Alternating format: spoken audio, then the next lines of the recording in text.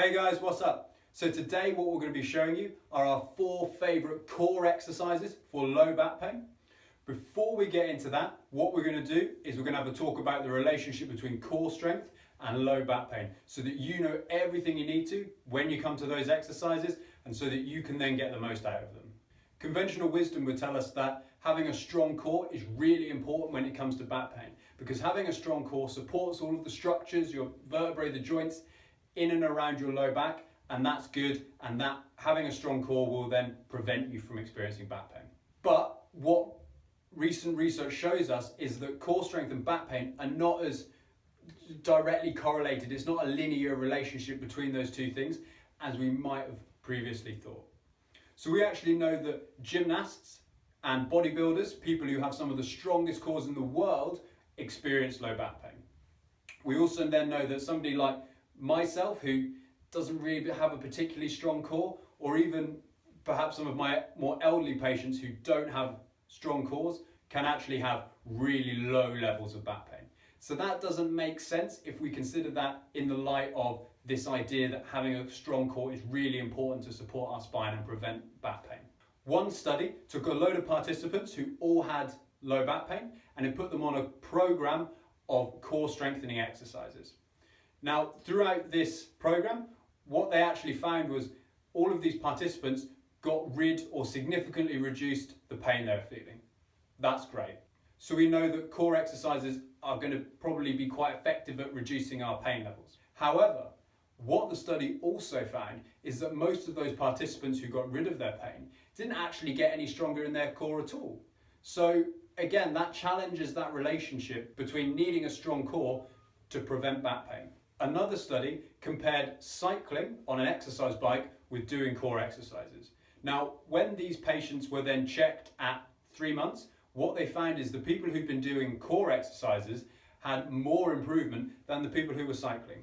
What they then found when they tested people further down the line at 6 months was that both groups, both the people who did cycling and the people who did core exercises, had the same level of pain. So that tells us that short-term core exercises are possibly going to be better than other options. In this study it was cycling, but long term it doesn't really matter whether you're doing cycling or core exercises. Again, this challenges that idea that we need to have a strong core in order to stop ourselves from experiencing back pain. For me, what I tell my patients is, if you love doing core exercises, then great, keep doing those. They are as effective as anything else. But if you don't love doing them, then it doesn't really matter, because we know that long term they're going to be as effective as anything else. If you love walking, then you can do that. One thing that we see really commonly with people who experience long-term low back pain is that they actually over-tense their core. So that means that they're bracing their core when they're just doing normal day-to-day tasks. So in this instance, these patients don't have a problem with tensing their core and keeping it tight and strong. They have that. The actual problem occurs when they can't fully relax the core. So our objective with those patients would be to actually calm down the core and actually get it to tense less. We know that actually being able to remove loads of the tension in the core is going to help to restore normal movement and bring their pain levels down. So there we go. So hopefully from that, what you'll have grasped is that there's not necessarily this very obvious, direct, linear relationship between having a strong core and preventing yourself from getting back pain. Our message for patients would be a very, very simple one, and it would be, if you're happy to do core exercises early on in your treatment, you're probably going to experience more improvement than people who don't. But long term, you don't need to keep doing those exercises if you don't want to. What we would advise people to do is to just pick a form of exercise that they like to do and then to just do that consistently, because that is likely to be the form of exercise that will help you the most long term. Enjoy the exercises and I'll see you on the next video.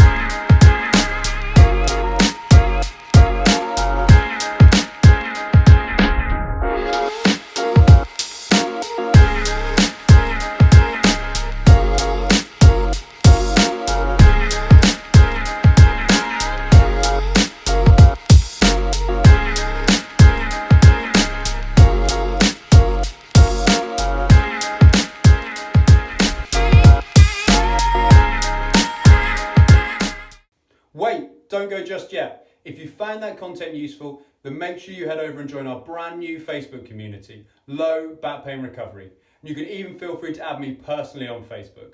Also, make sure you like this video and subscribe to our YouTube channel, The Movement Studio Programs.